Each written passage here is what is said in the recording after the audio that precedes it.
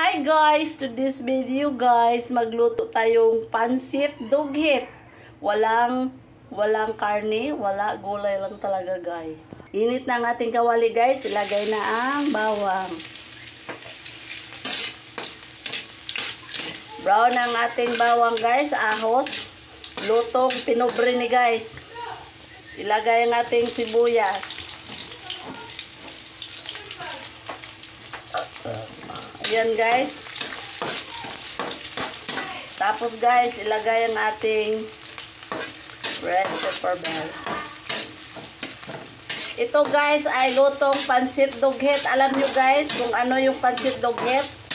Sa Bisaya ni guys. Mga pobre lang nakaka-relate nitong ulam na to.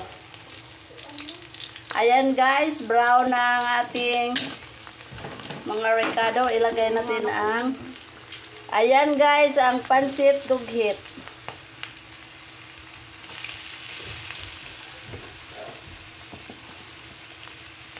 Dami yan guys.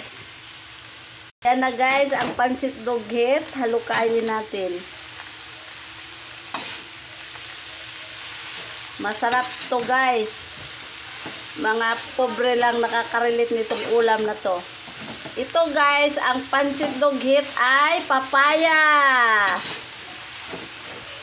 Lagyan na natin ng toyo guys. Ang ating pansit dughit.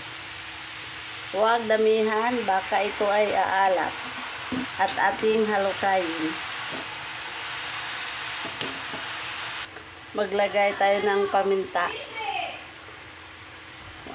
Ayan na guys, ang aking pansit dughit.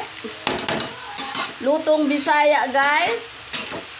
Ang makakain, ang masasarapan nito, yung mga ano lang. Yung mga laging nag-uulam nito kasi walang pambili ng masarap na ulam. Pero ito guys, masarap na to. Masarap sa kumakain nito. Pansit dughit, papaya. Diba guys? Sarap na yan guys. Oy, nahulog ang aking tinidor guys.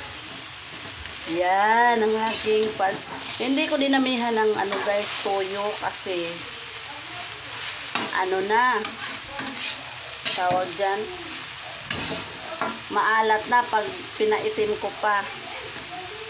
Hindi pala easy guys magluto ng ganito na marami. Ang hirap haluin. Sayang guys, hindi na-videohan yung paano paggayat.